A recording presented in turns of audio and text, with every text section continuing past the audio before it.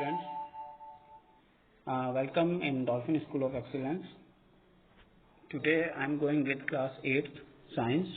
The name of the chapter is crop production and management. This is your first chapter, science book, class 8 science, crop production and management. बच्चों question होता है why should we study this chapter, ये chapter हमारे syllabus में क्यों है। तो इसीलिए इसकी स्लाइड्स बना के और इस चीज़ को मैंने डिस्क्राइब किया है बच्चों आपके लिए। इस लेसन में हम क्या क्या चीज़ें के किन किन थिंग्स को डिस्कस करेंगे, क्या क्या समझेंगे, वो सभी चीज़ें हम इस स्लाइड में आगे देखते जाएंगे। सबसे पहले जो लेसन का नाम है क्रॉप प्रोडक्शन एंड मैनेजमेंट, तो सबसे पहले तो what is the crop, crop क्या होता है। Second, why do we need crop, हमें क्रॉप्स की जरूरत क्यों है। क्रॉप को वैसे हिंदी में कहते हैं बच्चों फसल। प्रोडक्शन का मतलब होता है उत्पादन करना, और मैनेजमेंट का मतलब होता है उसको सही तरीके से उसको मैनेज करना, उसको सही तरीके से रखना। ठीक है, तो व्हाट इज द क्रॉप यानी फसल क्या होती है। Why do we need crop, हमें फसल की क्यों जरूरत है। How can we provide large number of crop to the people, और आप देखोगे किसान जो है वो फसल उगाता है, ये हम सब जानते हैं। तो वो अपने लिए नहीं उगाता, वो अपने साथ साथ दूसरे लोगों के लिए भी फसल को उगाता है। सभी आज हमारे घर पे भी गेहूं आता है, तो हमारे पापा फार्मिंग नहीं करते लेकिन फिर भी वो मार्केट से गेहूं खरीद के लाते हैं। तो वो जो गेहूं मार्केट में जो मिल रहा है वो कौन प्रोड्यूस करता है, एक फार्मर प्रोड्यूस करता है। तो इस लेसन में हम पढ़ेंगे कि किस तरीके से एक फार्मर जो है वो किन किन स्टेप्स को फॉलो करते हुए एक क्रॉप का प्रोडक्शन करता है। ठीक है, so for this we require proper management, और बहुत से लोगों तक इस फसल को पहुंचाया जा सके इसके लिए हमें एक प्रॉपर मैनेजमेंट को फॉलो करना पड़ता है। अगर हम प्रॉपर मैनेजमेंट को फॉलो करेंगे तो ही हम उस फसल को उगा पाएंगे और उसको वापस हार्वेस्ट करके मार्केट में सेल आउट कर पाएंगे। सबसे फर्स्ट क्वेश्चन है what is the crop. Crop क्या होती है। तो बच्चों when plants of the same kind, listen carefully, when plants of the same kind are cultivated at one place on a large scale they are called as crops. यानी एक ही प्रजाति के काफी ज्यादा प्लांट, एक दो प्लांट नहीं, काफी ज्यादा प्लांट एक ही जगह पर कल्टीवेटेड मीन्स उगाए जाते हैं। बड़े एरिया में बड़े लेवल पर बहुत सारे प्लांट्स को एक ही जगह पर जब उगाया जाता है तो उन सभी प्लांट्स को हम क्या कहते हैं, क्रॉप कहते हैं। उन सभी प्लांट्स को क्रॉप्स कहते हैं, फसल कहते हैं।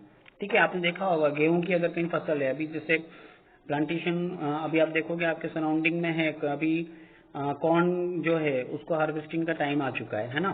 आप देखोगे वहां पर किसी भी फील्ड में देखोगे तो एक पौधा नहीं होता, काफी ज्यादा पौधे एक साथ होते हैं। वी कांट काउंट, हम उनको गिन भी नहीं सकते। ओके, तो उसको हम क्या कहेंगे, क्रॉप कहेंगे।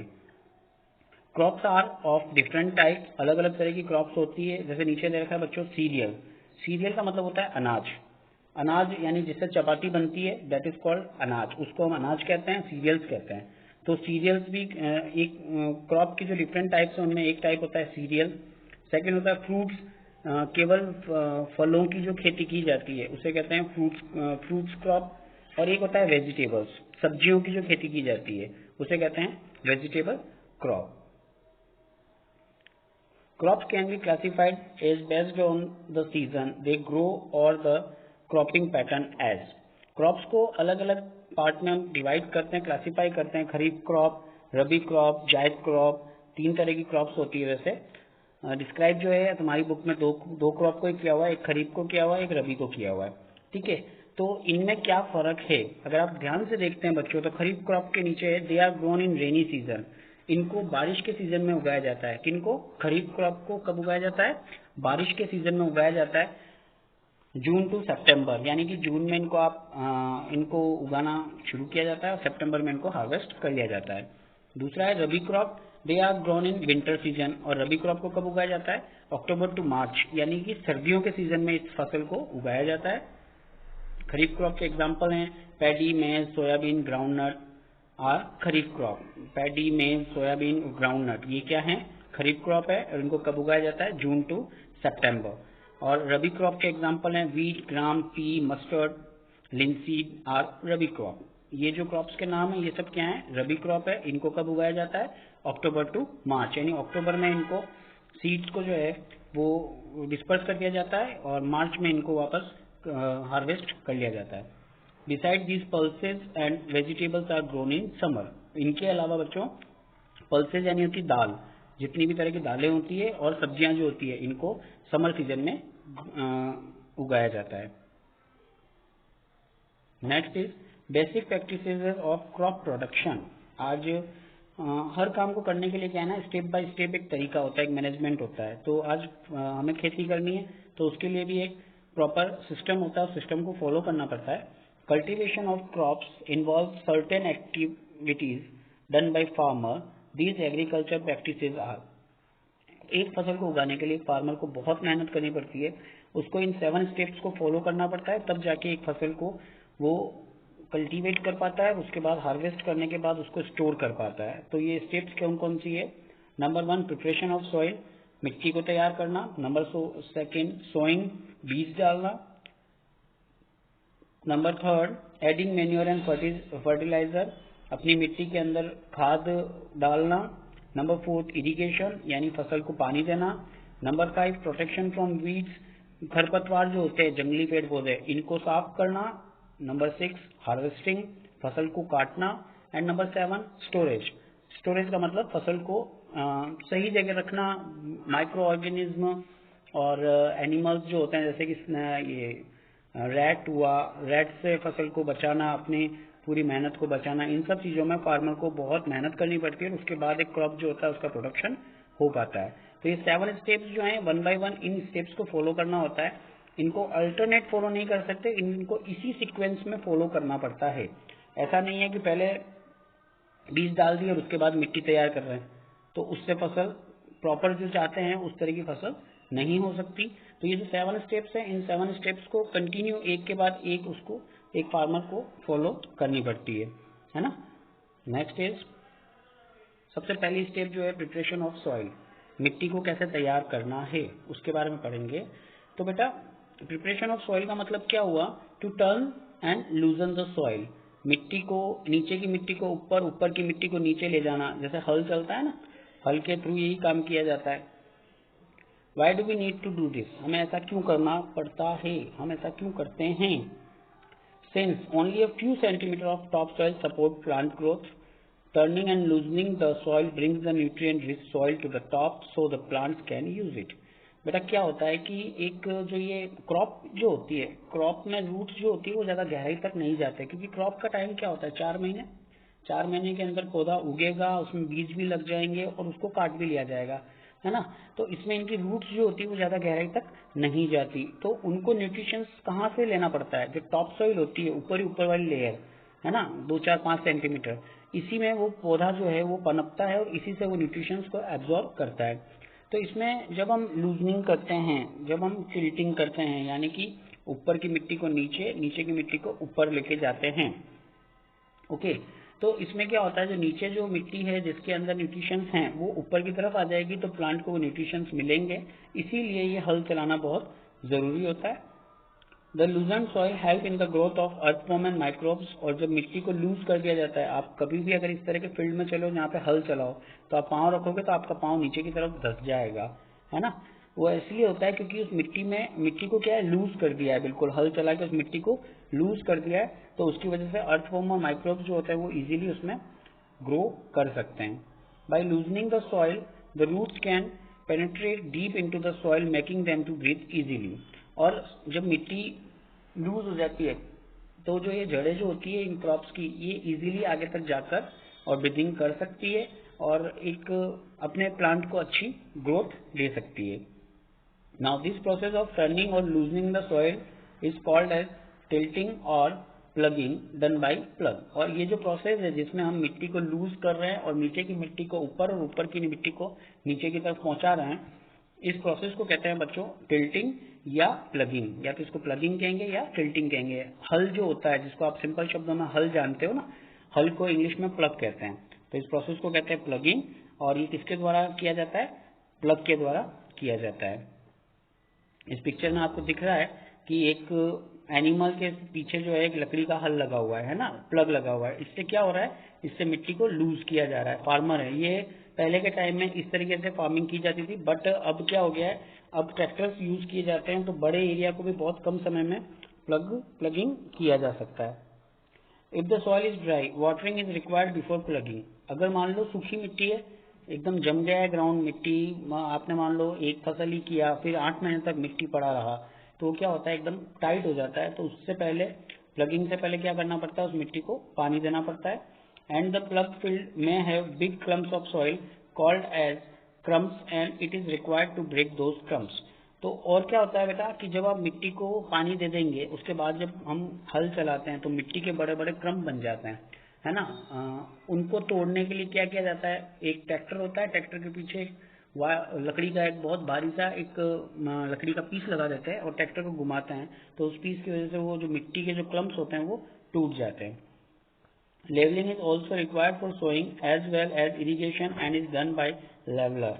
पिक्चर में आपको नजर आ रहा है कि एक लेवलर लगा हुआ है। लेवलर का मतलब होता है कि एक वही लकड़ी का जो मैं आपको बता रहा हूँ, बड़ा सा लकड़ी लगा हुआ होता है। इससे क्या होता है, तो मिट्टी के क्लम्प्स जो होते हैं वो टूट जाते हैं। दूसरा, जब आप प्लगिंग करते हैं तो मिट्टी अनशेप्ड हो जाती है, तो उसको एक लेवल में लेके आया जाता है, इसको लेवलर बोलते हैं। Manure is also added to the soil before tilling, और इसी में खाद भी मिक्स की जाती है। Now how is it done, इसको कैसे किया जाता है। Plough tool used for tilling the soil, adding fertiliser, removing weed and turning soil. Plough का यूज किस किस काम के लिए किया जाता है, मिट्टी को लूज करने के लिए, फर्टिलाइजर से ऐड करने के लिए, वीड हटाने के लिए और मिट्टी को ऊपर नीचे करने के लिए प्लग का यूज किया जाता है। It is made of would and drawn by a pair of bulls. ये लकड़ी का बना हुआ होता है और इसको कौन खींचता है, दो बुल जो होते हैं वो बुल खींचते हैं। It contain a strong triangular iron strip called as ploughshare. इसमें एक ट्रायंगुलर शेप की एक आयरन स्ट्रिप लगी हुई होती है, लोहे की एक स्ट्रिप होती है जिसको प्लगशेयर कहते हैं। Main part is a long log of wood called as plough shaft. अब इसमें आप देखेंगे तो आपको बैलों के साथ जुड़ा हुआ एक लंबा सा लकड़ी का हिस्सा होता है, इसको बोलते हैं प्लग शाफ्ट, और ये मेन पार्ट होता है इस प्लग का। There is a handle at one end of the shaft and the other end is attached to a beam placed on the bull's neck. इसके एक साइड पे तो मतलब ये जो लंबा सा शाफ्ट है, इसके एक साइड पर एक बीम अटैच्ड होता है जो कि जो बैल होते हैं उनके कंधों पर रखा जाता है। Nowadays iron plugs have replaced the wooden ones। और आजकल के दिनों में आयरन के प्लग्स बनने शुरू हो गए और लकड़ी के जो ये हल हैं ये बनना बंद हो गए। फिर होता है होय, a tool use for removing weed and loosening soil. ये होय जो होता है ये भी मिट्टी को लूज करने के लिए और वीड्स यानी खरपतवार को हटाने के काम में आता है। It has a long rod of wood और iron called as a beam. इसमें एक लंबी सी रॉड होती है, जैसे हल में होती है ना, प्लग में होती है, वैसे इसमें भी एक लॉन्ग रोड होती है जिसको बीम कहते हैं। A strong broad band plate of iron is fixed to one of its ends and work like a blade। इसके एक एंड पर एकदम बैंड प्लेट लगा हुआ होता है आयरन का, वो क्या करता है, एक ब्लेड का काम करता है। It is pulled bye animal, और इसको किसके द्वारा खींचा जाता है, जानवरों के द्वारा खींचा जाता है। नंबर 3 पे होता है कल्टीवेटर। ये हम देख रहे हैं, but now days plugging is done bye cultivator. आज के दिनों में प्लगिंग किसके द्वारा की जा रही है, कल्टीवेटर्स के द्वारा। It saves labour and time. वो का वो सिस्टम होता है, आप नीचे वाली तस्वीर को अगर आप देखेंगे, इस पिक्चर को अगर आप देखते हैं तो इसमें आपको नजर आएगा हल मतलब प्लग जो हैं, काफी सारे प्लग जो हैं एक ट्रैक्टर के पीछे लगे हुए हैं, और इसकी वजह से कम समय में बहुत ज्यादा काम किया जा सकता है और कम आदमियों की जरूरत होती है। Now the second thing is sowing. Sowing यानी बीज उगाना। Before sowing we should select. Sowing मतलब बीजों को बिखेरने से पहले हमें क्या करना चाहिए, गुड क्वालिटी सीड, हमें अच्छे क्वालिटी के बीज लेने चाहिए। क्लीन एंड हेल्दी सीड, साफ और हेल्दी सीड्स हमें लेने चाहिए। गुड वैरायटी सीड, और अच्छी वैरायटी के सीड्स हमें लेने चाहिए। So as to give high yield of crop. इससे हमें क्या होगा, हाई यील्ड यानी ज्यादा पैदावार, क्रॉप यानी फसल की अच्छी पैदावार हमें प्राप्त होगी। Tool use for sowing are. किन किन टूल्स को यूज किया जाता है सोइंग के लिए। Number 1 is traditional tool. सबसे पहले हम ट्रेडिशनल टूल की बात करेंगे। The traditional tool is shaped like funnel. एक फनल की तरह ट्रेडिशनल टूल होता है। The seeds are filled into the funnel, pass down through 2 or 3 pipes having sharp ends. These ends pierce into the soil and place the seeds there. इस टूल में क्या होता है बेटा, एक फनल लगी हुई होती है, इस फनल में बीज भर दिए जाते हैं अब ये फनल जो है ये प्लग के साथ में एंड तक कनेक्ट होती है, तो प्लगिंग होती जाएगी और उसमें से बीज निकल के अंदर गिरते जाएंगे। नंबर सेकंड होता है seed drill.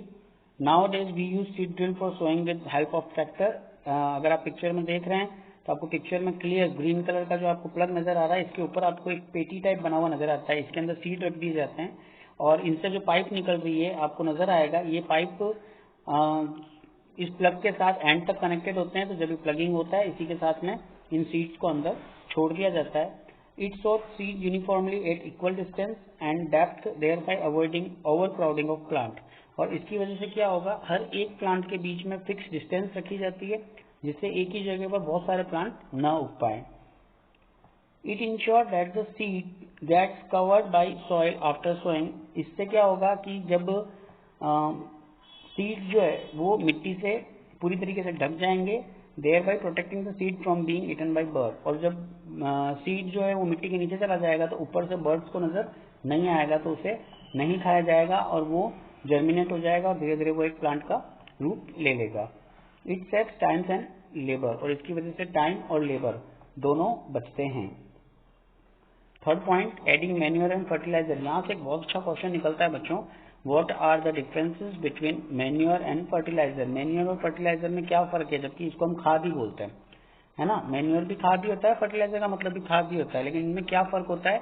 Manure are natural and fertilisers are man made. सबसे मेन डिफरेंस जो है वो यही है कि मैन्योर नेचुरल होता है और फर्टिलाइजर्स जो होते हैं वो मैन मेड होते हैं। मैन मेड का मतलब इनको फैक्ट्री में प्रोड्यूस किया जाता है और मैन्योर जो होता है उसको फैक्ट्री में प्रोड्यूस नहीं किया जाता। अब मैन्योर में जैसे आप काउ डंग जानते हो, गाय का गोबर, it is a good manure, ये एक अच्छा मैन्योर है, but it is not a fertiliser. लेकिन ये फर्टिलाइजर नहीं है क्योंकि गाय का गोबर जो है वो किसी फैक्ट्री में प्रोड्यूस नहीं किया जा सकता। Okay, so third point, adding manure and fertiliser. Due to continuous cultivation of crop, the soil gets impoverished.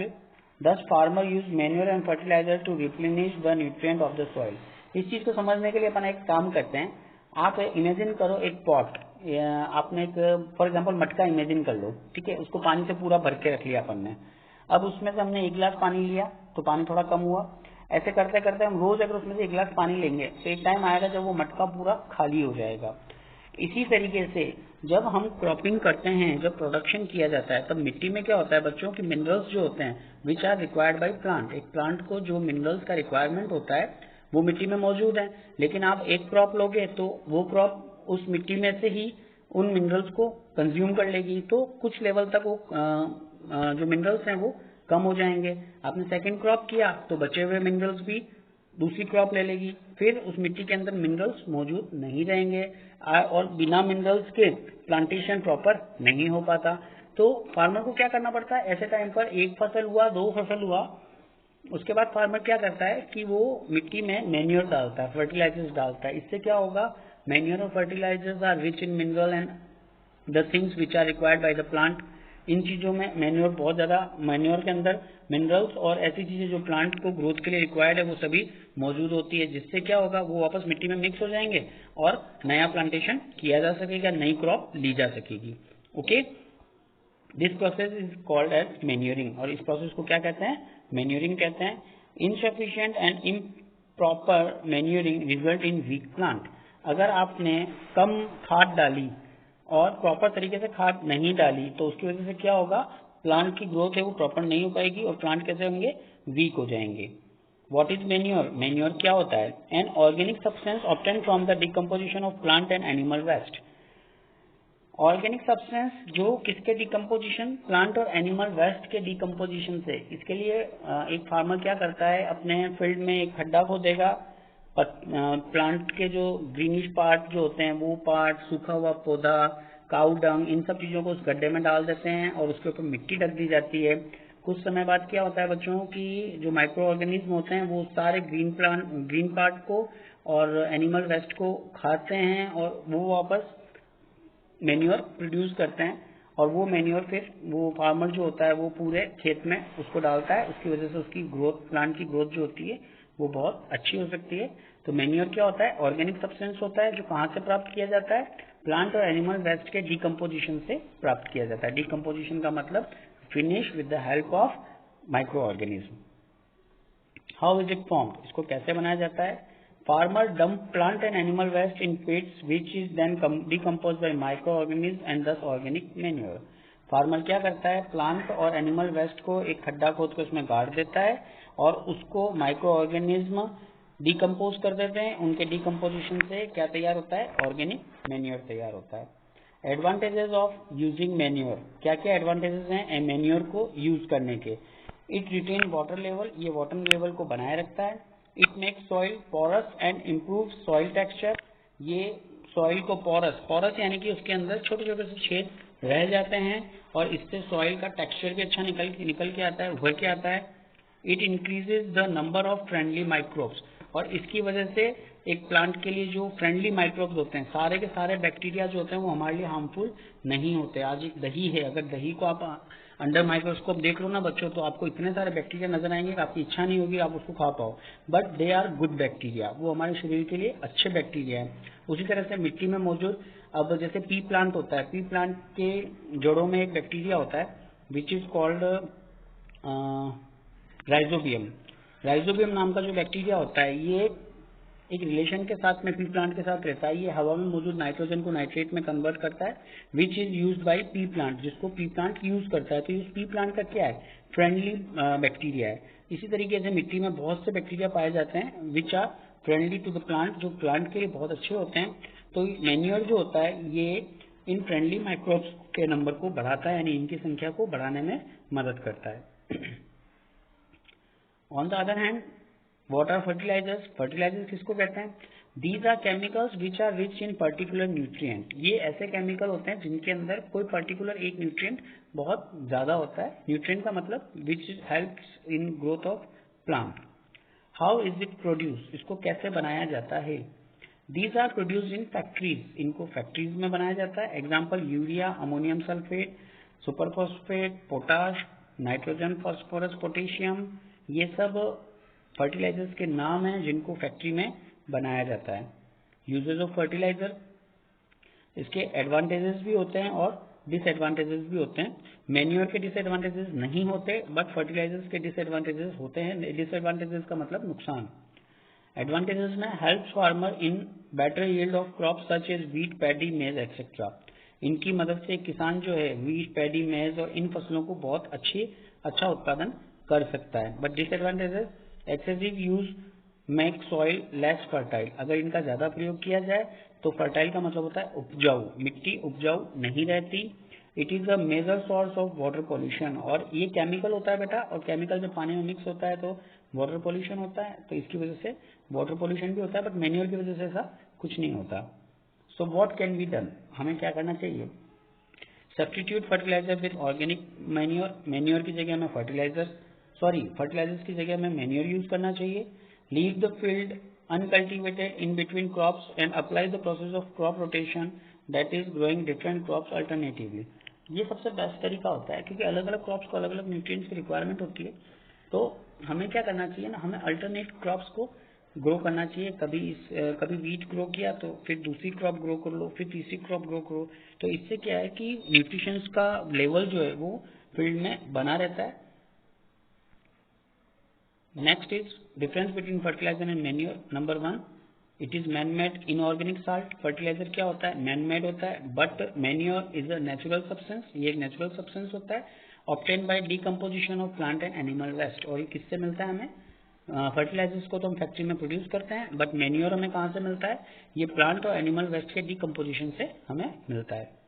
फिर fertiliser, it is prepared in factory, इसको फैक्ट्री में बनाया जाता है, but manure it is prepared in field, और manure को field में ही तैयार किया जाता है।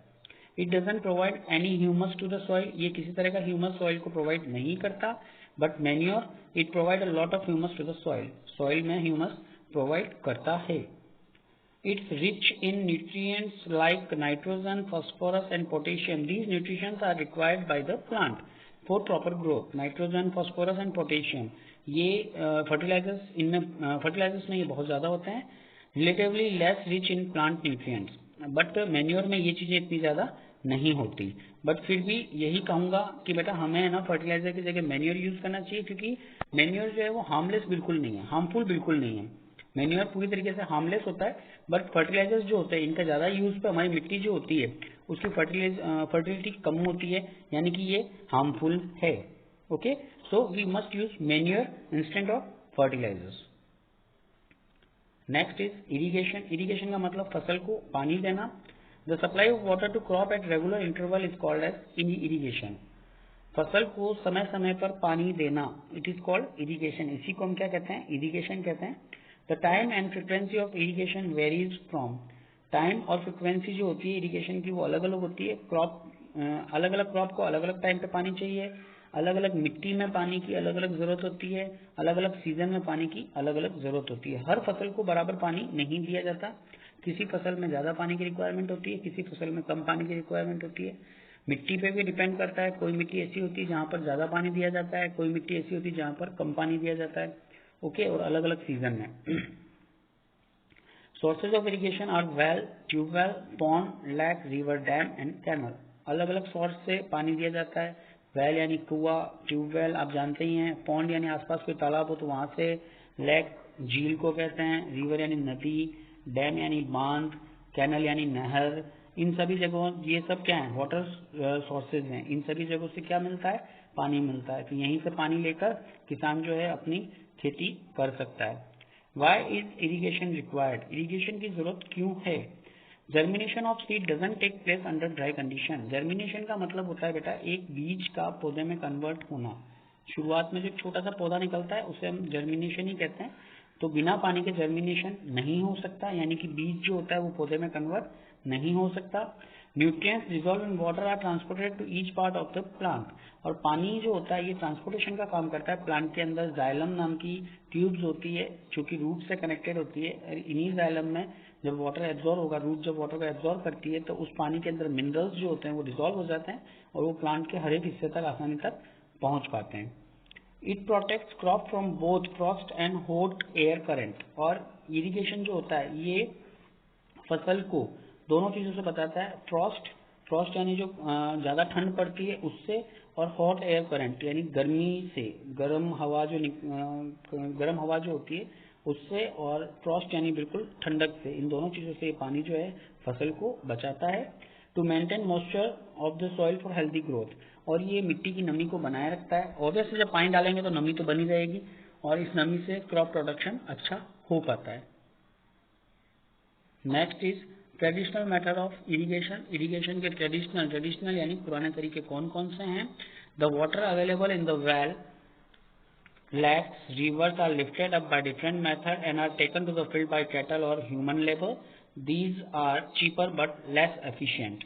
The various ways are most pulley system, moat means pulley system, chain pump, बेकली, रहट। ये कुछ ऐसे सिस्टम है जिसमें कुएं में से या नदी में से, तालाब में से पानी को खींचा जाता है और फसल तक पहुंचाया जाता है। Now pumps are commonly use for lifting water, but nowadays आजकल क्या हो गया है, आजकल कुओं में पंप लग गए, मोटर लग गए, उनसे पानी को खींचा जाता है। These pump run using diesel, biogas, electricity and solar energy. और ये पंप किसकी मदद से चलते हैं, डीजल पंप डीजल से चलेगा, इलेक्ट्रिक पंप इलेक्ट्रिसिटी से चलता है। इसके अलावा बायोगैस और सोलर एनर्जी से भी पंप चलाए जाते हैं और इन पंप से पानी को कुएं में से या तालाब में से खींचा जाता है और छोटी छोटी सी क्यारियां बनाकर पूरे फील्ड में पहुंचाया जाता है। मॉडर्न मेथड ऑफ इरिगेशन, आजकल कौन कौन से तरीके हैं। स्प्रिंकलर सिस्टम यानी फव्वारे से खेती की जाती है। Useful on uneven land where sufficient water is not available. ये इरिगेशन सिस्टम जो है बेटा स्प्रिंकलर सिस्टम, इसमें क्या होता है कि फव्वारे लगे हुए होते हैं, बड़े बड़े पाइप कनेक्टेड होते हैं, तो इनके थ्रू क्या है, ये सबसे पहले तो अनइवन लैंड यानी ऊंची नीची जगहों पर इस तरह से खेती की जाती है और जहां पर पानी ज्यादा नहीं होता वहां पर इस तरह से इरिगेशन स्प्रिंकलर सिस्टम यूज किया जाता है for irrigation. It have perpendicular pipes having rotating nozzle on top and is joined to the main pipeline at regular intervals. कुछ दूरी पर इनमें पाइप कनेक्टेड होते हैं जो कि परपेंडिकुलर होते हैं, यानी कि जमीन से ऊपर उठे हुए होते हैं, और इनके टॉप पे नोजल लगा हुआ होता है और ये नोजल जो होता है ये रोटेटिंग होता है यानी ये घूमता है, तो इससे पानी को फव्वारे की तरह से फेंका जाता है जो कि मिट्टी में दूर तक चला जाता है। Useful for lawns, coffee plantation etcetera. और ये कहाँ यूजफुल है, बड़े बड़े लॉन्स जो होते हैं उनमें यूजफुल होता है। बड़ी बड़ी क्रॉपिंग में भी आजकल इस चीज को काम में लिया जा रहा है। और कॉफी प्लांटेशन, जहाँ पर कॉफी का प्लांटेशन किया जाता है वहाँ पर भी इसी को काम में लिया जाता है। जयपुर साइड आप जाके देखोगे तो वहाँ पर आपको क्यारा सिस्टम नहीं नजर आएगा, क्यारी बना के पानी नहीं दिया जाता, वहाँ पर मोस्टली क्या है, स्प्रिंकलर ही यूज किए जाते हैं। ड्रिप सिस्टम, ड्रिप इरिगेशन में क्या होता है बेटा कि बड़े बड़े पाइप लगे हुए होते हैं जो प्लांट्स के साथ में कनेक्टेड होते हैं। हर प्लांट के पास में एक छोटा सा उस पाइप में छेद होता है और उसमें से एक एक बूंद पानी गिरता रहता है और वो प्लांट की रूट के पास ही गिरता है, जिससे रूट उसको एब्जॉर्ब कर लेते हैं और प्लांट की रिक्वायरमेंट पूरी होती है। इसमें पानी जो होता है वो बहुत कम यूज होता है, तो पानी को इसमें बचाया जा सकता है। The water falls drop by drop directly near the roots, इसमें क्या होगा, रूट्स के पास में, बिल्कुल पास पास में पानी को ड्रॉप बाय ड्रॉप यानी बूंद बूंद करके गिरता है। It is a best technique for watering fruit plant, garden and trees, ये सबसे बेस्ट टेक्निक है फ्रूट प्लांट्स के लिए, गार्डन के लिए और ट्रीज के लिए। Water is not wasted at all, और इसमें पानी बिल्कुल वेस्ट नहीं होता है क्योंकि रूट्स के पास ही पानी गिरता है और रूट्स इस पानी को एब्जॉर्ब कर लेता है।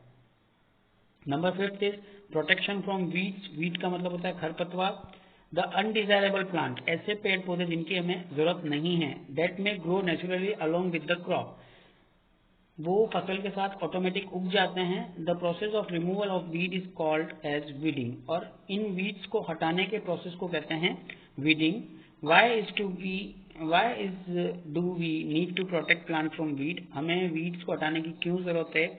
It competes with the crop plant for water, nutrient, space and light, ये क्या करते हैं, हमारी फसल में हमने जो न्यूट्रिशंस दिए हैं या हम जो पानी दे रहे हैं वो हमारी फसल को दे रहे हैं, लेकिन वीड्स क्या करते हैं, ये भी उस पानी को कंज्यूम करना शुरू करते हैं, न्यूट्रिशंस को कंज्यूम करना शुरू करते हैं, और ये बड़े हो गए तो ये क्या करते हैं, सनलाइट को एब्जॉर्ब कर लेते हैं, तो हमारी फसल तक सनलाइट नहीं पहुंच पाती, जिससे उनकी ग्रोथ रुक जाती है।